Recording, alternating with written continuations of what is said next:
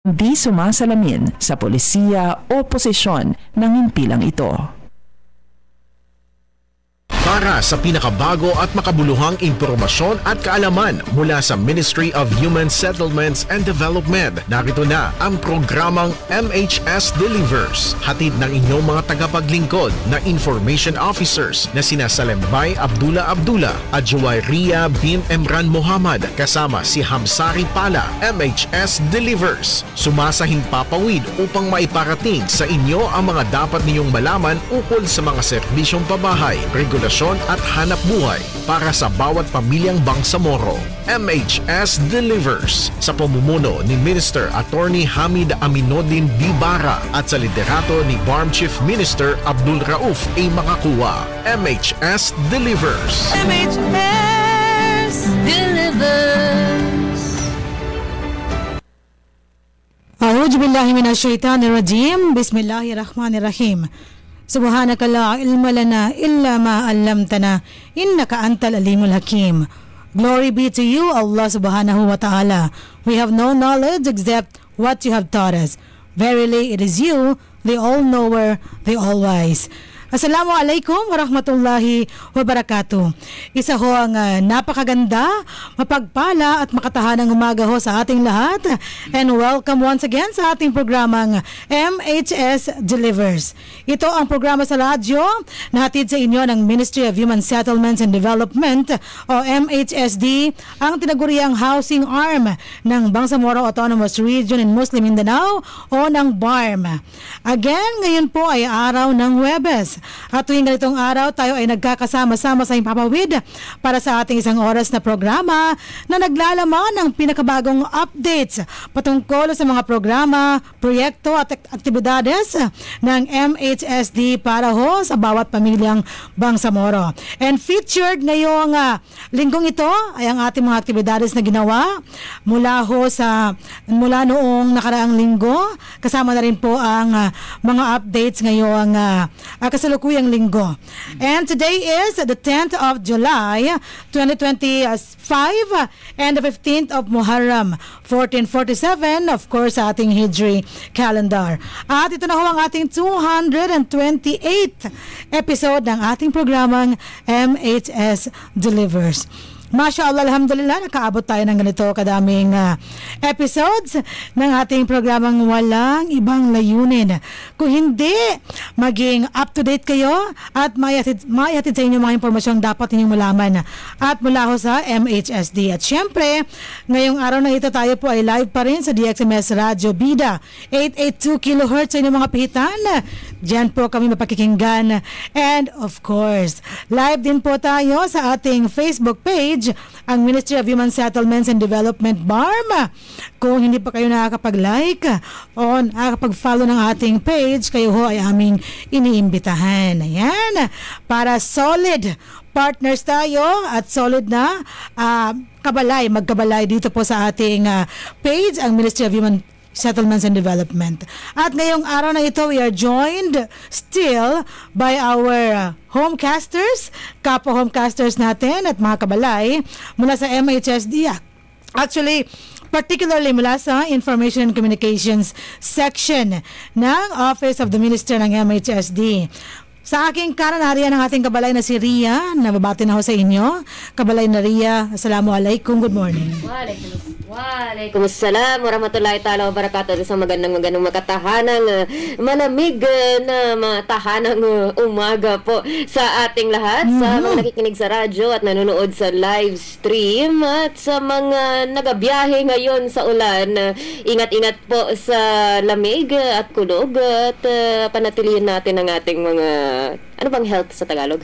Kalusugan. Ang ating magandang kalusugan. At kaligtasan. Inuunahan na ng ating HSF. Ako po, inyong lingkod Bangsamoro, Juwayriya bin Emran Muhammad. Ayan. Nakabati na ho ang ating kabalay na si Ria sa ating lahat. Halatang halata sa boses na mayroong pinadaanan. Sana hanggang daanan lang. Sana madaanan ko na.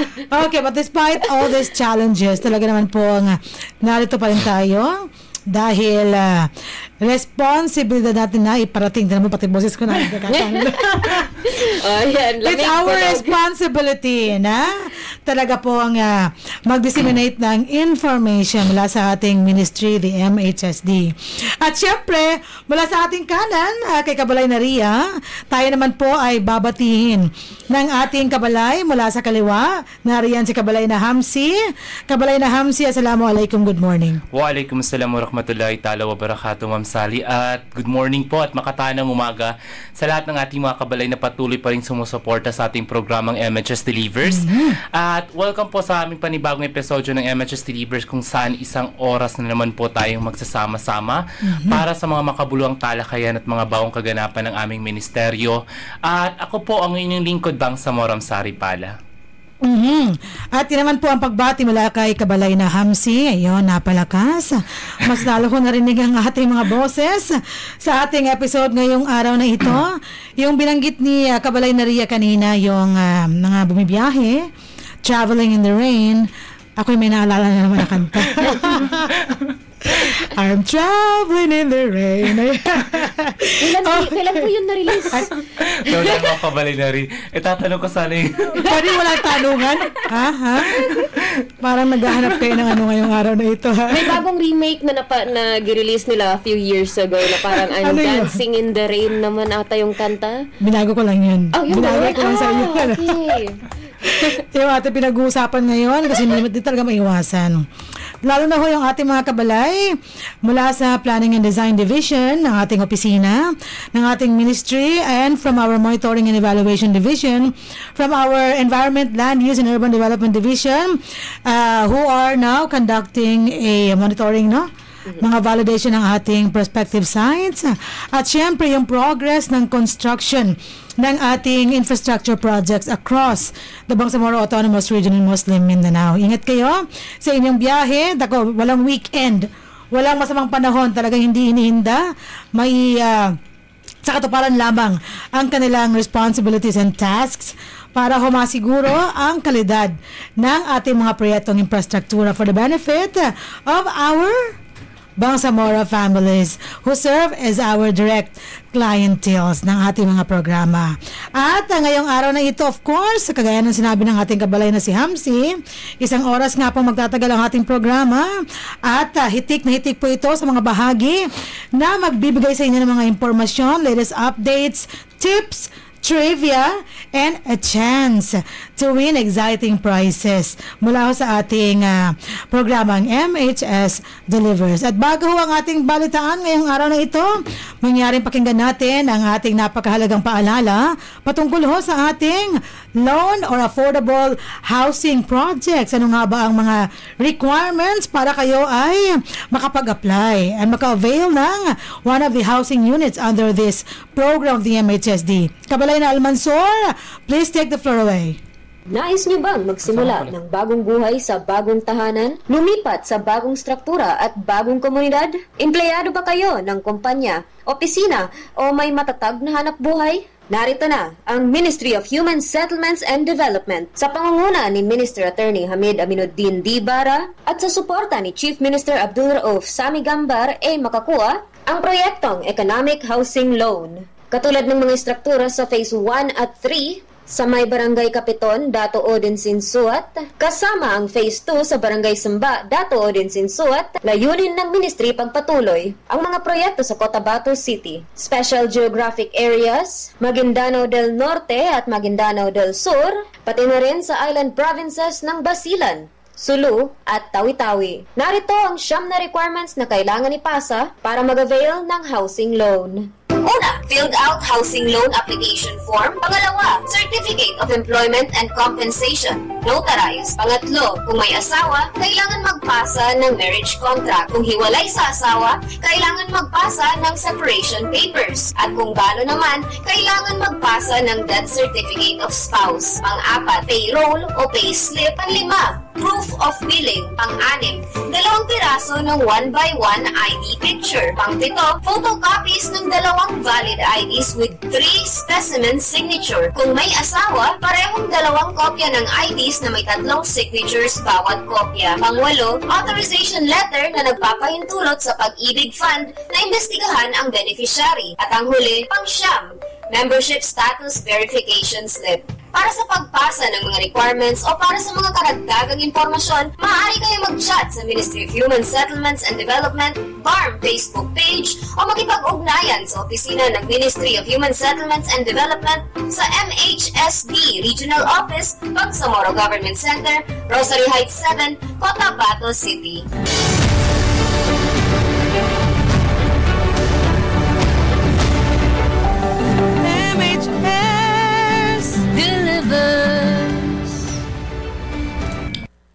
Yes, MHS delivers. At ang 9 requirements na yan hatid sa inyo ng Housing and Human Settlements Division o HHSD ng Ministry of Human Settlements and Development. Yung 9 requirements na yon, kapag nakumpleto nyo na, ay inyong isusumite. Diyan po sa division na yan, they will be managing those documents and they will be the ones to transmit these documents sa Pag-ibig Fund. If you are planning to avail of this socialized housing projects, no, yung ating mga housing units, and that is in partnership with the Pag-ibig Fund, and hopefully with this memorandum of understanding, memorandum of agreement that we have signed, the ministry to our Minister Attorney Hamid Aminuddin Bara, facilitated by the PDCRD, no, Policy Development Coordination and Regulation Division, headed by Chief Abdul Hamid Alawi Jr. Meron tayong mga partner investors na hopefully, inshallah, sila makakatulong sa atin na makapag-establish ng karagdagang mga housing units under this program. Okay? At dahil dyan tayo ay dadako na sa ating balitaan. Ngayong araw na ito, again, today is July 10, 2025 and the 15th of Muharram, 1447 sa ating Hijri calendar. At narito ang ating mga balita sa araw na ito.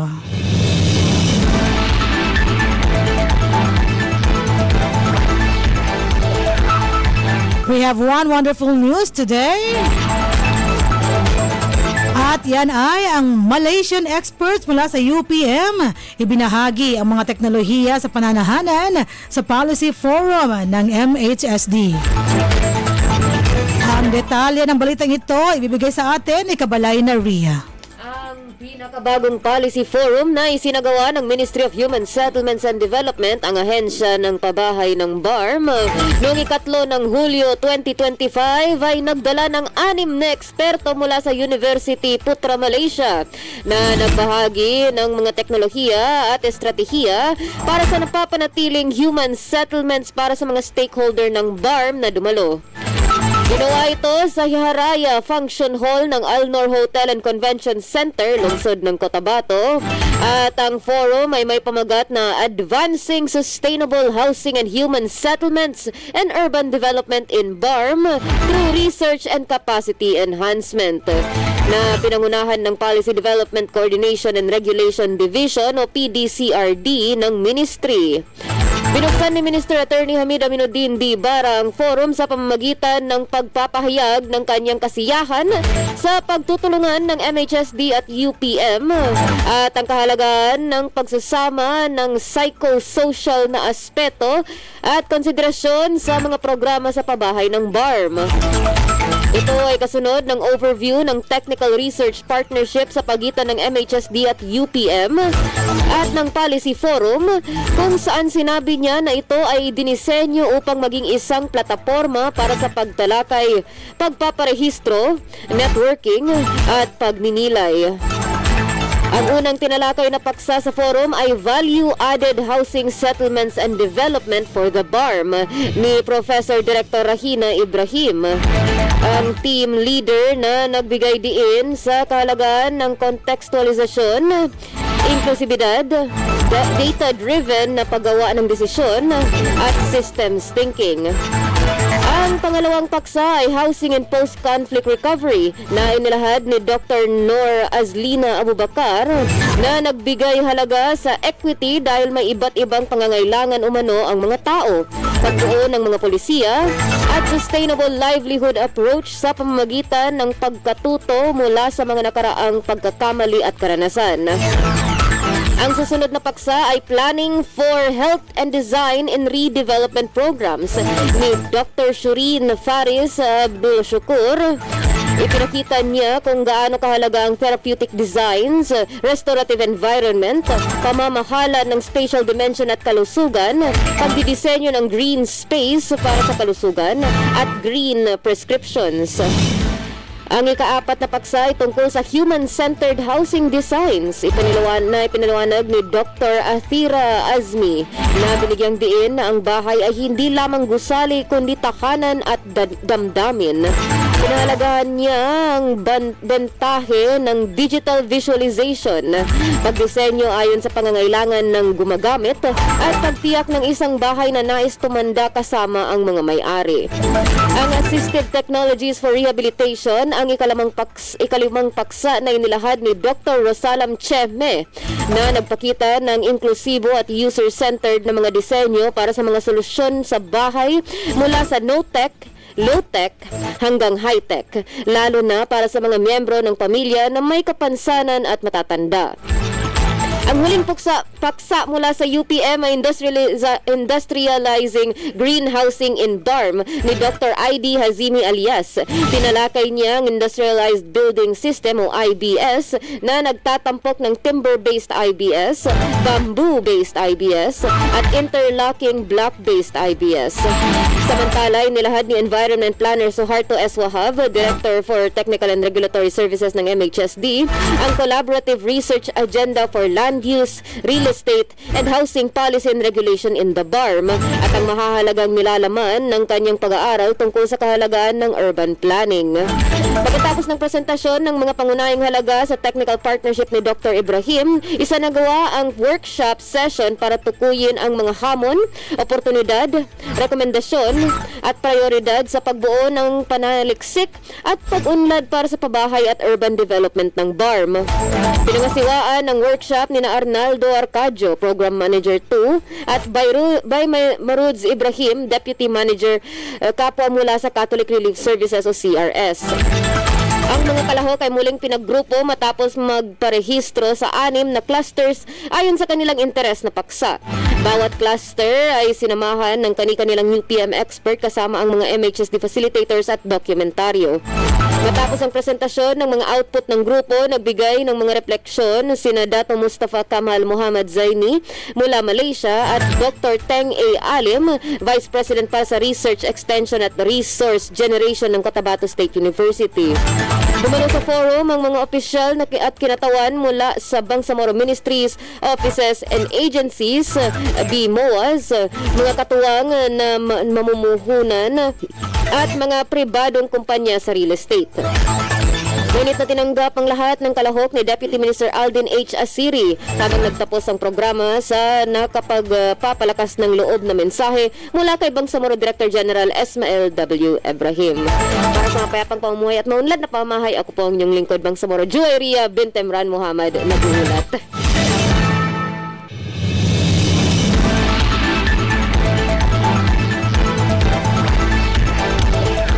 Maraming salamat, Kabalay na Ria, sa detalye ng ating espesyal na balita ngayong araw na ito.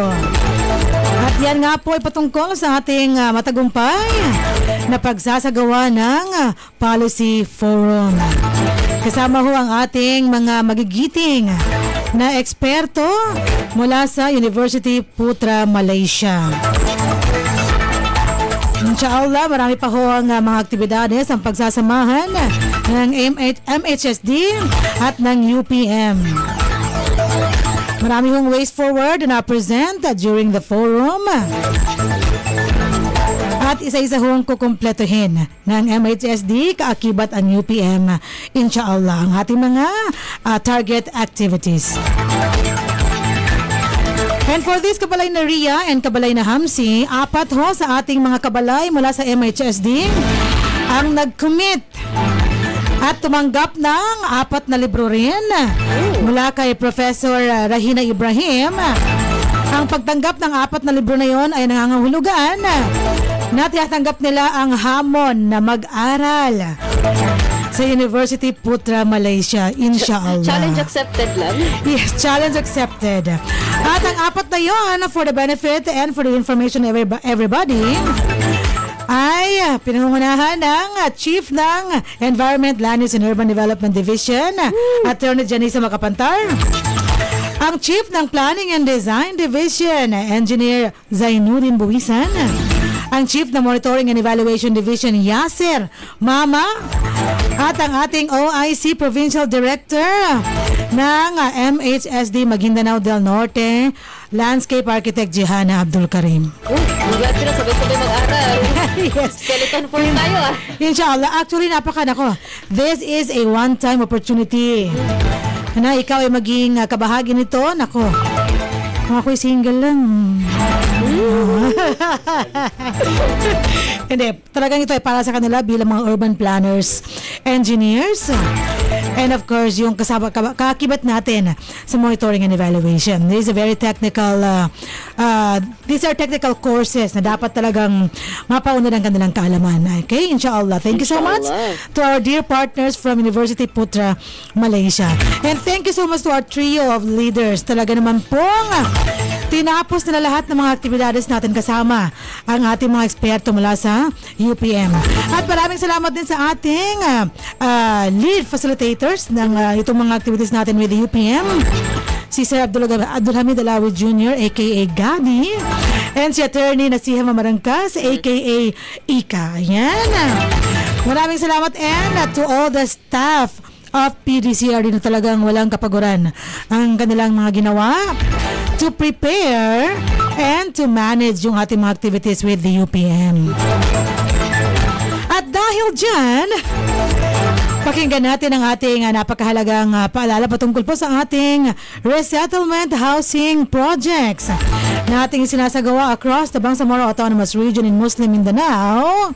At yan ho ay, tawag dito para malaman natin kung gaano nga ba kahalaga at ano ang pinaka-intensyon ng ating resettlement housing projects na ating tinataguyod, kagaya nga po nating sinabi, sa buong, sa lahat ng probinsya ng Bangsamoro Autonomous Region in Muslim Mindanao.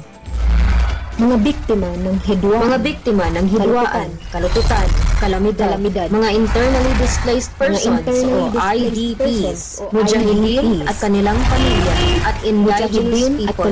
Sila ang mga benepisyaryo ng resettlement housing projects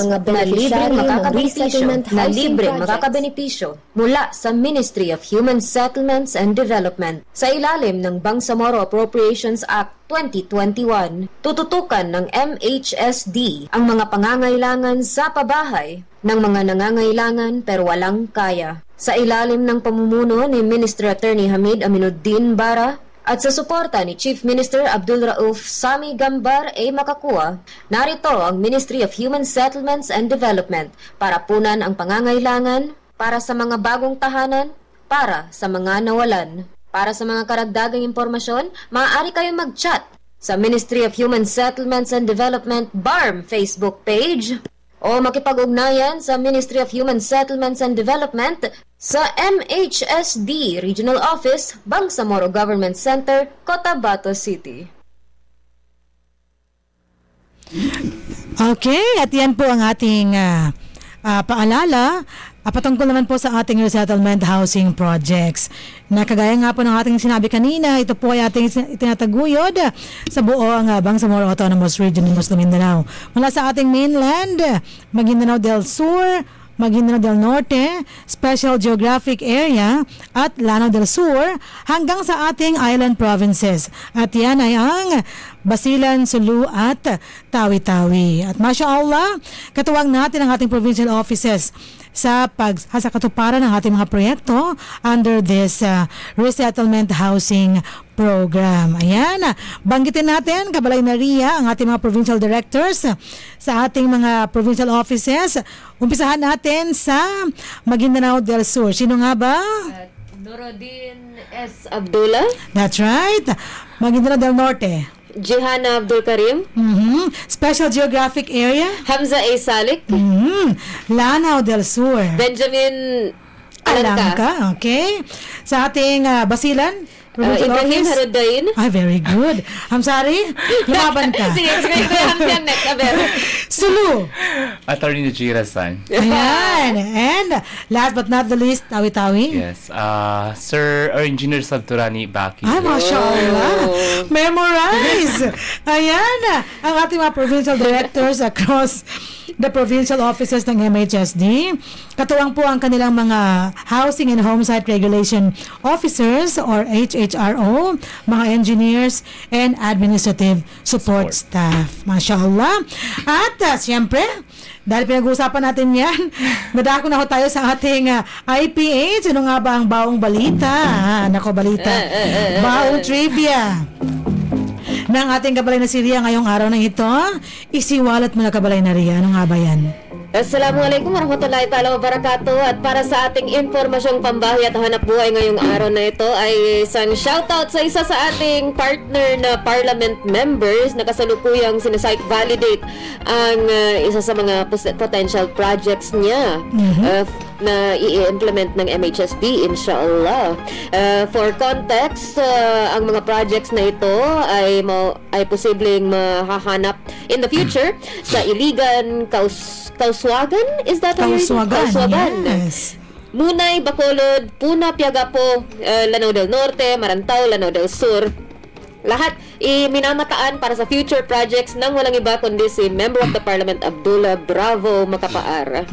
Commander Bravo. Yes, so si MP Bravo is matagal na rin nating partner sa ilang mga projects, kasama particularly isa sa mga pinakamalaki is yung isang training center. Dalawa sa kanila ang ini-implement ngayon na in-implement ng MHSD. Pareho silang one-story multipurpose human development center. Isa parehong mahanap sa Lanao del Norte. Isa sa Camp Bilal bin Rabah in Sitio Curakura, Barangay Tamparan, Munay, Lanao del Norte. At ang isa naman sa Barangay West Poblacion, Baloi. Pareho silang pinunduhan sa TDIF 2022 ni MP Bravo. At yung sa Munay, Lanao del Norte, yung sa Camp Bilal ay na-turn over na noong September 26, 2024. So marami po tayong mga kapartner na parliament members, pero dahil pa lang dito sa kay MP Bravo, marami pa tayong projects na susunod pa, inshallah. Inshallah. Gaya ng may mga site validations na ginaganap ngayon ng PDD at MED. Is it just them? Yung dalawang divisions na yun? Yes. Planning and Design Division at ang ating Monitoring and Evaluation Division. Pareho para sa ating mga TDIF projects kasama mga MP or mga housing projects natin na pinundahan na ng MHSD gaya ng na minamataan ngayon, Barangay Kibayaw, Nasapian, Kapalawan, Barangay Libungan, Loreta, Pahamudin, SGA. At lahat ng divisions ngayon ay kasalukuyang nagtutulungan para siguraduhin na proper po yung mga areas na ito para sa mga future housing projects na yun, kasama ang ating provincial offices, specifically sa SGA, ang ating Special Geographic Areas na provincial office headed by our PD Cardawi, PD Hamza Salik. At kasama nila ngayon si DG, ang ating Director General Esmael W. Ibrahim, ang Operations and Management Services, ang Housing and Human Settlements Division, ang Environment, Land Use and Urban Development Division at ang PDD. So kung makita rin yung marami kaming travels, kailangan talaga kami mismo makakita na nararapat at pwede sa mga projects namin ang mga lugar na patatayuan. Hindi lang siya kumbaga tingin lang. We are also studying kung is it safe for the future residents, for the future end users, and sinisigurado na kakayanin ng lupa at ng area ang mga projects na ito.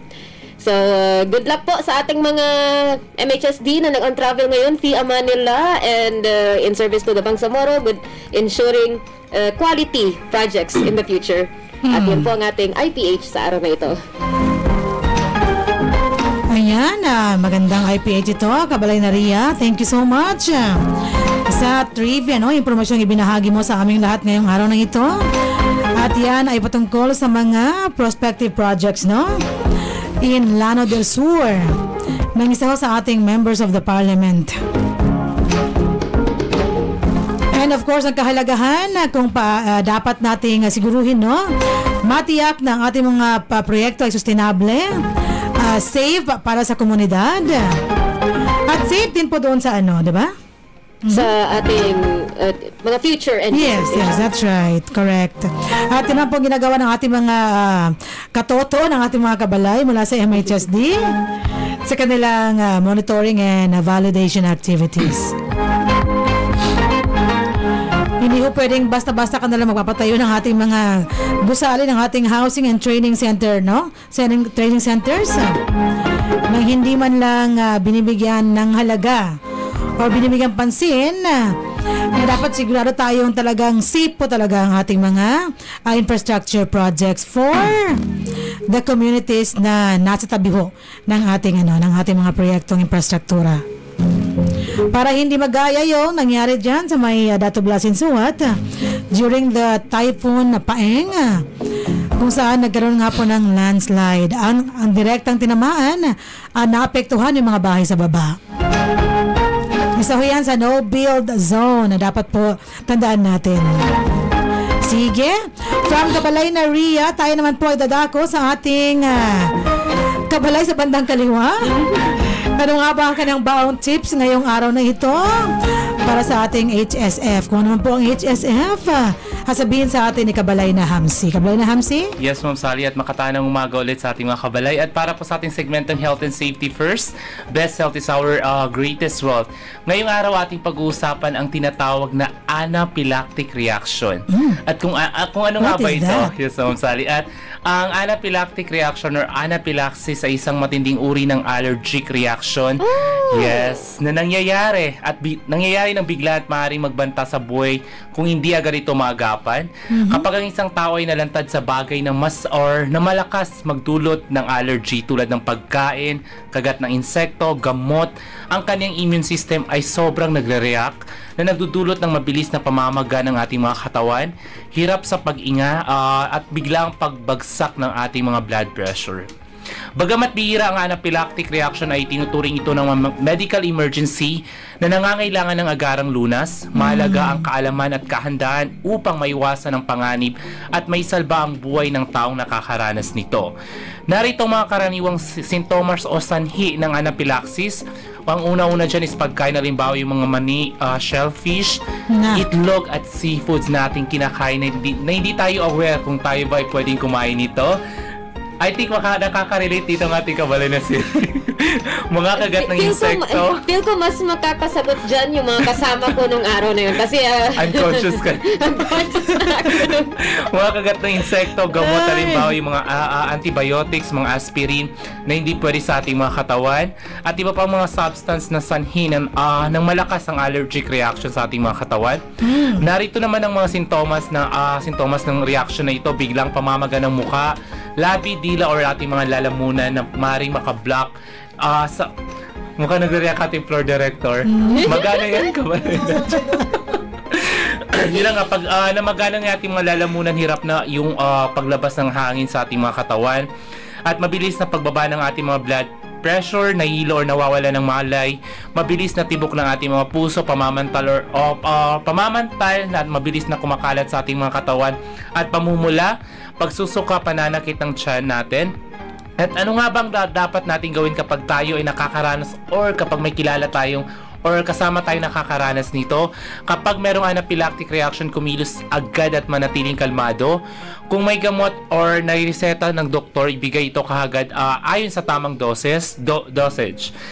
Tumawag ng emergency hotline or dalhin ng pasyente sa pinakamalapit na hospital kahit bumuti ang kanyang pakiramdam. Higa ang pasyente at itaas ang paa kung nahimatay or paupuin kung hirap na itong huminga. Huwag iwanan ng pasyente, bantayan ang paghinga at gawin ang CPR kung kinakailangan na. Alamin at iwasan ang pinagmula ng allergy, agad na aksyon ang susi para makaligtas sa sakit na ito. At yan po ang ating maikling segment ng Health and Safety First, Best Health is our greatest wealth. Ako po ang nilingkod Bang Samoram Saripala.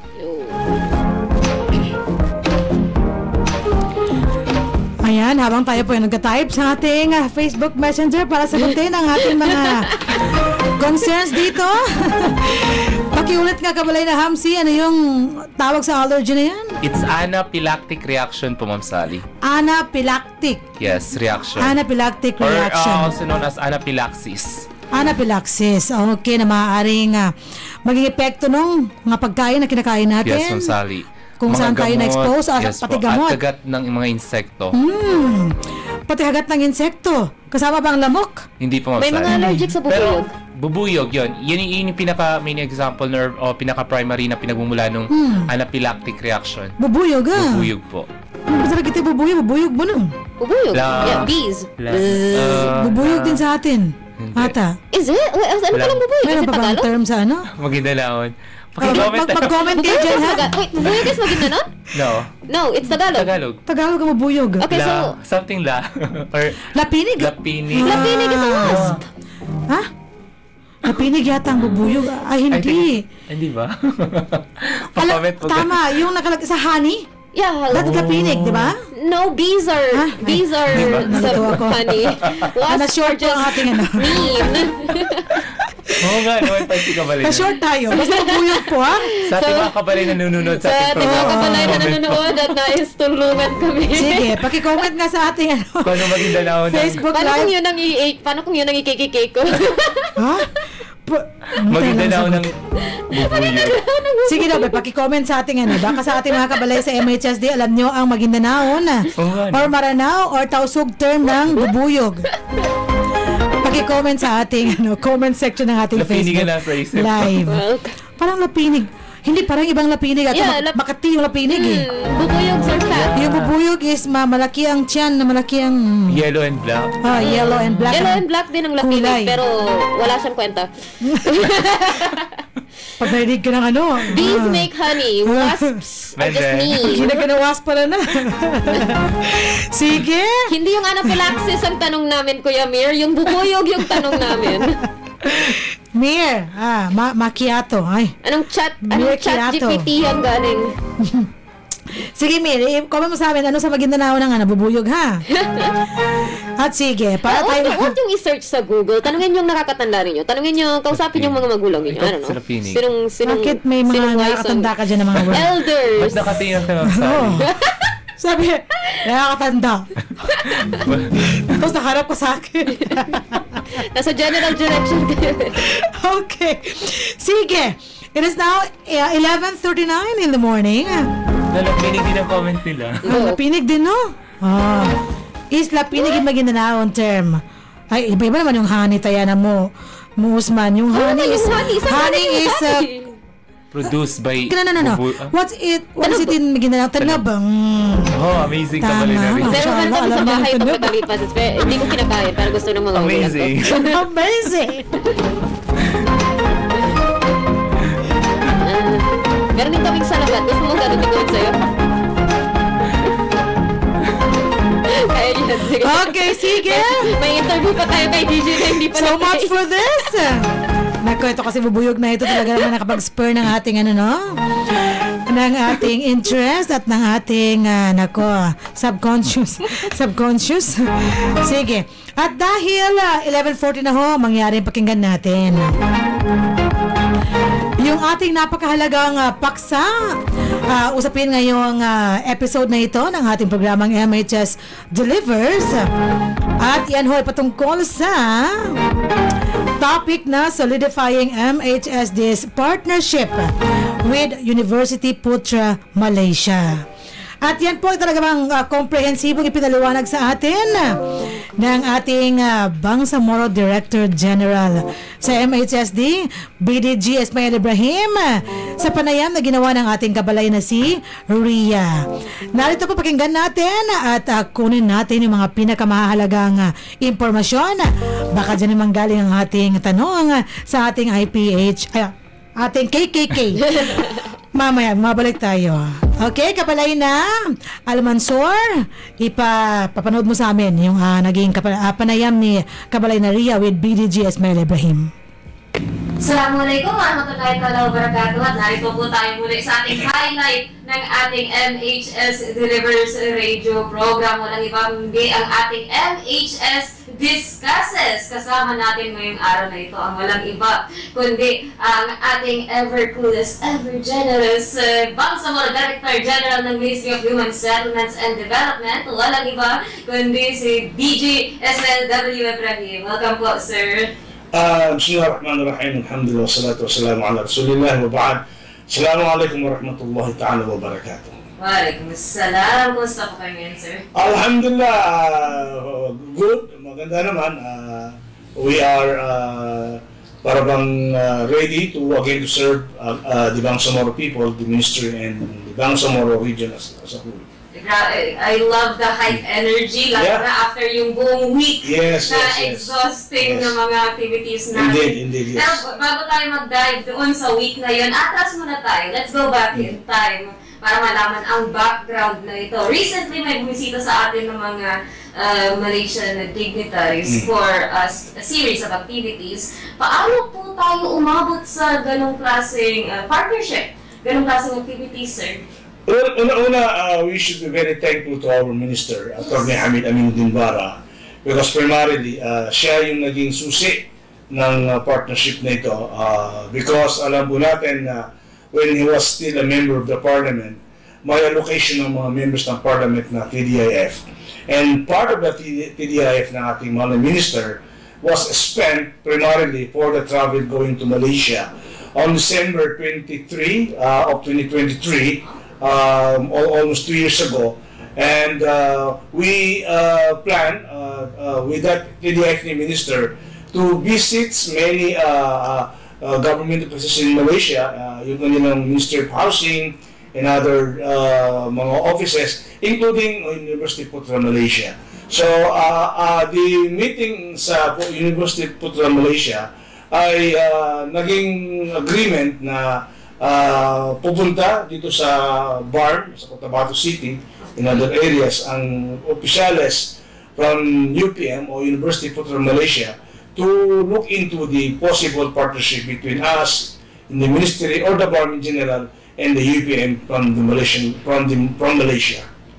Alright, so after a series of meetings, 2 years in the making, alhamdulillah, dumating sila sa BARM, nakita nila ang ating mga projects and so forth. Pero sino-sino po yung mga visitors na ito, sir? Paano po sila napili para sa mga activities natin ngayon? Well, kung ating susuriin at titingnan yung ating mga bisita ay nagka-inspired because high level ang pinadala ng University Putra Malaysia. In fact, this was led by no less than ng kanilang Deputy Vice Chancellor for Innovation. And ang kasama po niya ay mga experts sa urban planning, urban development, architecture, mga engineers. Wow. And lahat po ay mga doctorates sa kanilang mga level. Kaya nga nakakamangha at nakaka-inspired na ganun ka-laki, ganun ka-very qualified ang ipinadalang delegation ng University Putra Malaysia na pumunta po dito sa Bangsamoro region.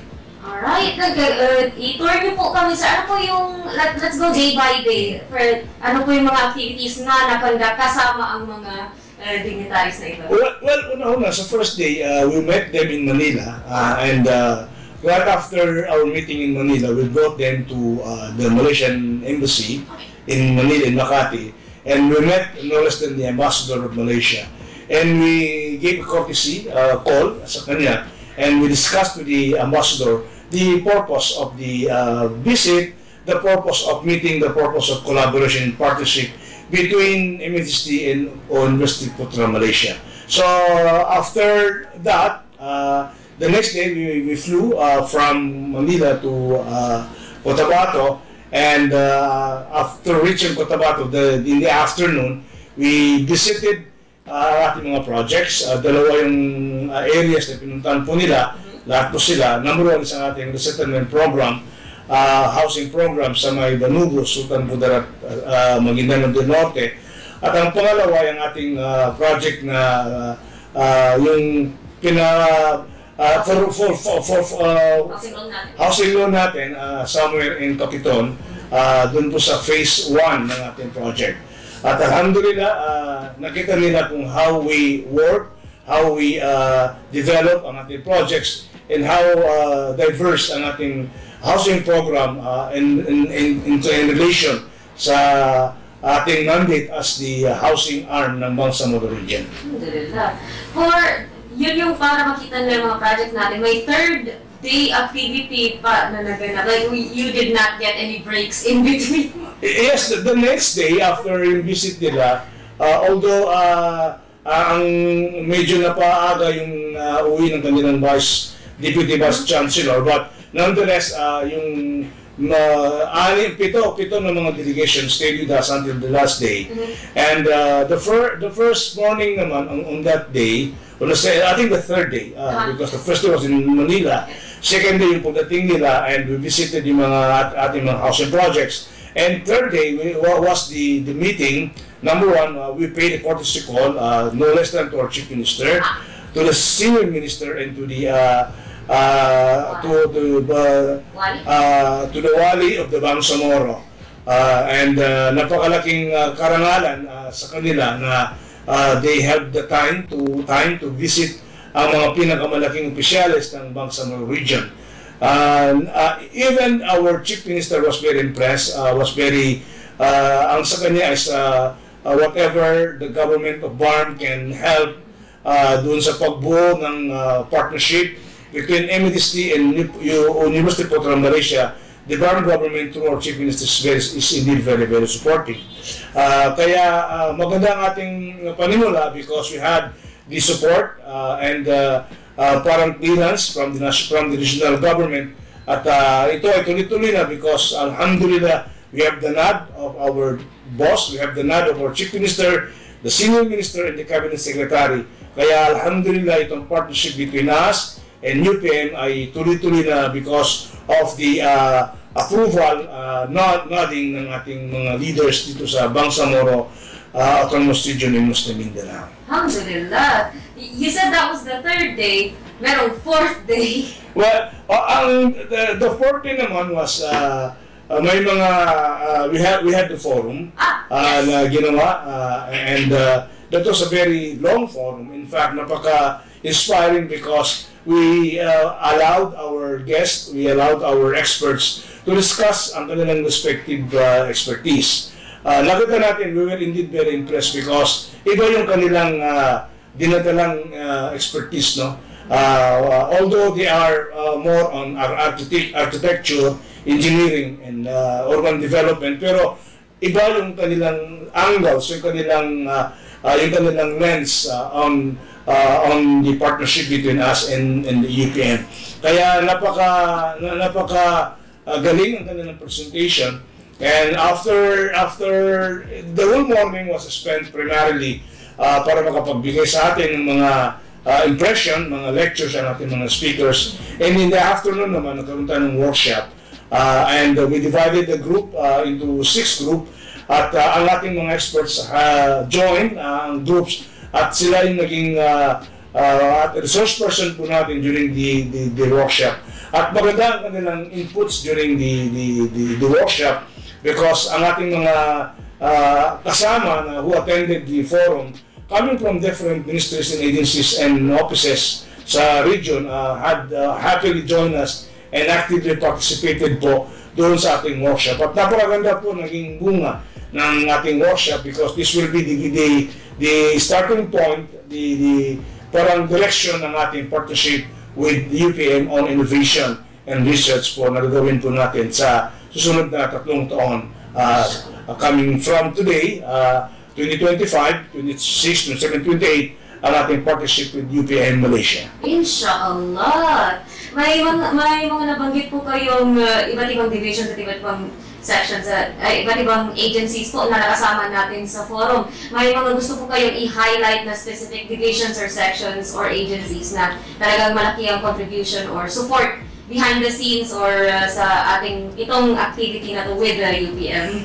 Well, primarily lahat naman ng ating divisions have contributed a lot dito sa forum na ito. But I would like to mention yung sa policy division ni Sir Gadi, who the funds was taken from his fund, from the Division of Sargadi sa Policy, Research and Development, Research and Coordination Division of Sargadi. At we are very thankful to him. In fact, napakalaki ang kanyang naging role in the process of the success of this partnership between us and the UPN. I would like also to thank the Office of the Chief Minister dahil sila rin po was very active. Like for example sa ICS, pati yung legal section ng Office of the Chief Minister, another section po under the Office of the Minister were very helpful po, very active in the success of the workshop. We during the visit of our guests coming from UPN Malaysia. Alright, syukran po sa lahat ng ating mga divisions at sections and of course ang ating agencies na nag-attend ng forum na iyon. So, pero after ng visit na iyon, umuwi na sila, nakabalik na sila Malaysia. May 3 years tayo na partnership with them. Meron na ba tayong mga nakaplanong activities or ways forward with them? What's the next step sa ating technical partnership with UPM? Una-una pupuin natin yung ating MOU with them, yung Memorandum of Understanding. Kasi yun po ang magiging ating direction guidelines on what to do in the first year, what to do in the second year, and what to do in the third year. Because the partnership will take effect very soon, inshallah, and this will be a 3-year partnership between them. And along the way, may nabuno tayo ng technical working group that will work with them. And sila po yung bubuo ng ating guidelines, ng ating MOU. And in that MOU, din po natin makikita kung ano ang ating mga priority programs para sa ating research and innovation on matters related to settlements, housing, and innovation sa ating ministry. Ang pinaka-highlight din doon is that meron silang offer na study grant coming from Malaysia, UPN, and they invited us sa ministry. Meron silang offer na master's degree at saka doctoral degree in-offer po nila sa atin sa MSD at sa BAM na rin in general. At mayroon silang offered initially na 5 students na pwedeng mag-aral ng master's degree in Malaysia at pwede na rin mag-aral ng doctorate program sa Malaysia. Napakalaking opportunity this one because opportunity comes once, no? And this opportunity na binigay sa atin ng UPM ay ganda at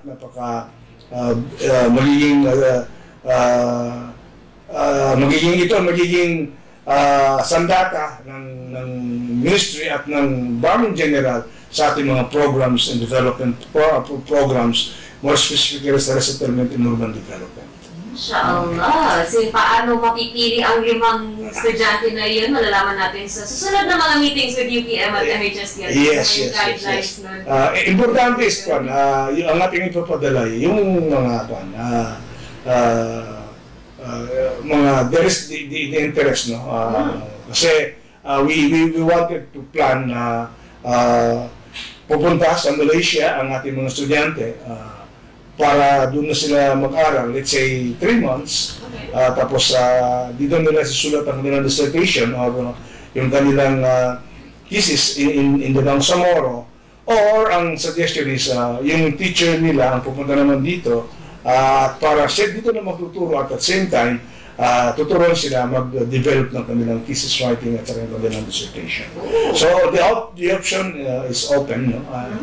Titignan natin kung saan ang most appropriate and efficient sa ating mga scholars na to be given to us by the University of Malaysia. That is very hype. I am so looking forward to it. But I believe pamihira lang yung empleyado mismo yung makakakuha ng mga study grants na ganito. So, alhamdulillah, MHSD would be one of the few ministries that would be able to provide this. And syukran. Ang sabi nila kasi is that itong sa atin, since we are the initial partner nila, open naman ang UPM sa scholarship from other ministries. And in fact, titingnan natin ang magiging laman ng ating MOU because we wanted also to involve ang other ministries na mabigyan din sila ng scholarship. In fact, we wanted to work with MOST, Ministry of Science and Technology, because may program din ang MOST na mga study grant. No? Baka with that office ng MOST ay makita natin kung how we can work with them on our programs po ng scholarship sa ating mga estudyante, not only from us but for the Bangsamoro region in general. Inshallah. For sustainable development, kailangan talaga ng matinding foundation. Kaya itong mga studies na ito for future resettlement projects. Pero with that, I believe natalakay natin ang pinaka-meat nitong UPM visit na ito. Pero may gusto po kayong ibang i-highlight na hindi nabanggit kanina, sir, na nangyari sa ating UPM visits? Well, ito ay isang malaking karangalan sa atin sa Bangsamoro na tayo ay mabisita ng ating mga kaibigan, mga experts from University of Malaysia. Alam po natin na for us in the Bangsamoro, more specifically sa BARM, ay napakalaki ang ating, kumbaga, pasalamat sa Malaysia and the Malaysian government in general because andyan po sila from the day one during the peace process and tuloy-tuloy na ito ang kanilang tulong sa atin. In fact, when we visited yung ambassador in Malaysia, sinabi niya na we have to consider na rin yung strong commitment ng Malaysian government sa pagtulong sa pamamaraan ng peace development sa pamamaraan ng technical assistance sa Bangsamoro region. Kaya tayo ay nagpapasalamat dahil nakita natin yung bunga ng ating jihad because these are basically and primarily the fruits of the jihad ng ating mga kapatid ng mga Bangsamoro. And in fact, kami po ay very optimistic na hindi lang sa MDSD itong offered na development sa Bangsamoro, bagkus this will also be opened sa ating mga kapatid na Bangsamoro in the region. Kaya what we will do is we're going to pave the way, and after paving the way, tapos makita natin, then we will see kung ano yung mga future na engagement po natin with the Malaysian government, more specifically po sa mga educational institutions in Malaysia because pag-usapan po ang edukasyon, nakita natin na yung pumunta dito are mga doctors po, na very young doctors na from different fields and we were indeed very impressed sa kanilang profession, sa kanilang engagement and sa kanilang mga nagagawa ngayon sa UPM at sa Malaysian people na rin in general. So yun po, sana po ay matapos natin kaagad-agad yung MOU para mapirmahan po natin itong MOU. And we wanted that this MOU will be signed inshallah by no less than our Chief Minister and the Chancellor of the University of Malaysia. If not in the Philippines ang signing, we will try na baka dun sa Malaysia ang signing ng MOU. Inshallah. So, maraming salamat ulit sa ating ICS. So with that, dito na po nagtatapos ang ating MHS Delivers, MHS Discusses segment.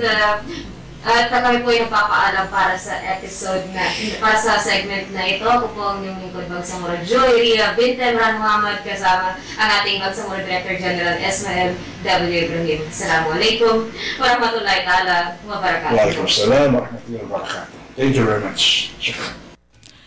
Masya Allah, thank you so much sa ating Bangsamoro Director General Ismael Ibrahim sa pagpapaunlak sa ating team nung kanyang interview with our dear Joyria bin Eman Muhammad para sa ating napakahalagang topic ngayong episode na ito, which is solidifying MHSD's partnership with University Putra Malaysia. In a nutshell, sa isang usapan lang, isang upuan lang nalaman natin kung ano nga ba ang mga nangyari sa 3 araw na naging aktibidades natin, kasama ho ang University Putra Malaysia, na naging resulta ho ng ating unang study tour noong December ng 2023. Yes, sa Malaysia, kung saan 23 kabalay mula sa MHSD ang pumunta ng Malaysia at isa ang University Putra Malaysia sa napuntahan ng team na iyon. At naka-establish tayo ng partnership with UPM. MashaAllah, thank you so much again, BDG Ibrahim. At dahil Janice, kabalay na Ria, isang nostalgia trip lang. Maalala ko nung after ninyo sa Malaysia trip na yun, si Minister yung naging guest natin para pag-usapan naman yung experience ninyo. Yung nangyaring 1 week na stay namin sa Malaysia, kung saan napuntahan natin yung mga housing and human settlement ministries sa Malaysia and some of the research offices or agencies sa Malaysia rin. Ayan. Kuala Lumpur hanggang Putrajaya. Okay, mashallah, alhamdulillah. Thank you so much to our dear Minister for finding all the ways para matuloy po yung ating study tour, cross-border study tour in Malaysia. And dahil dyan kabalay na Ria, bago tayo dumako sa ating KKK, mangyaring basahin natin, pasadahan natin ang ating mga comments sa ating Facebook Live. Sige, pasa-pasa kami ni Kuya Hamsi muna ako. Okay. Starting with Nusaira. Salam mga kabalay watching from Basilan. Waalaikumsalam. Yes, kabalay. At nangunguna sa aking end, si Farmarsh.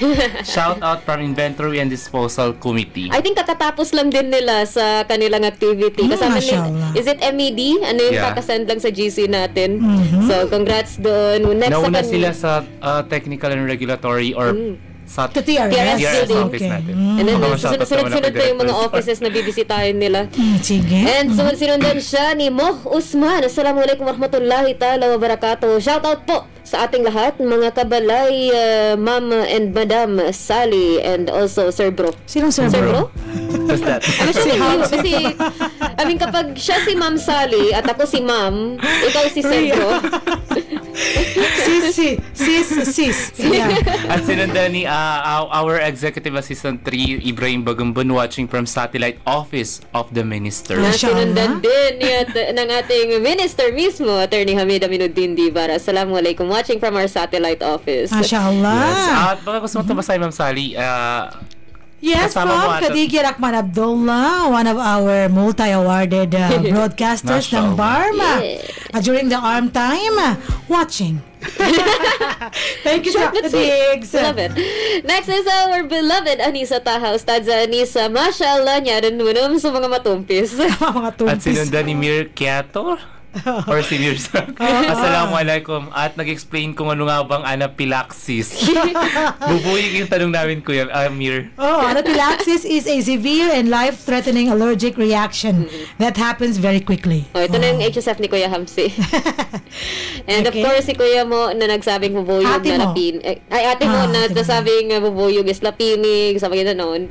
Pero at honey. Upon searching, sa ating lapinig is wasp. Yes, it is a wasp. O kapag mapansin ninyong manipis siya, ni makati sa Tagalog. Makati. At Tagalog, payat. Kapag payat siya, lapinig yun. Pero kapag medyo may pagkataba siya, bubuyog yun.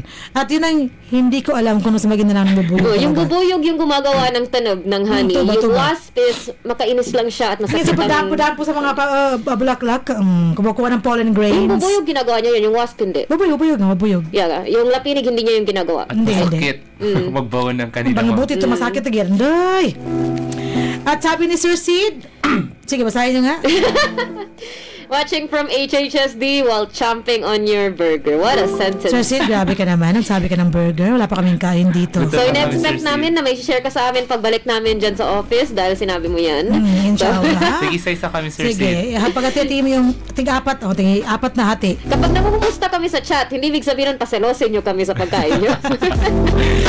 Okay, sige. Thank you so much. Alhamdulillah, at least makain sila. Lunchtime na, kain na. Okay, maraming salamat sa lahat na nag-comment sa ating episode ngayong araw na ito through our Facebook Live. At dahil dyan, atin nang alamin kung ano nga ba ang 3 magic questions mula kay Kabalay na Ria para sa ating KKK. Kabalay na Ria. Assalamualaikum warahmatullahi ta'ala wabarakatuh. At narito po tayo muli sa segmentong KKK kung saan ang inyong kasagutan sa aming katanungan ukol sa kaalaman ng ating programang posibleng magpapapanalo sa inyo ng 100 peso load. Ipadala lamang ang tamang sagot sa numerong 0955-799-4778. Ulit, 0955-799-4778. That's right. And without further ado, sa nabanggit na posibleng mag-aaral sa Malaysia, ilan ang nag-commit galing sa MHSD?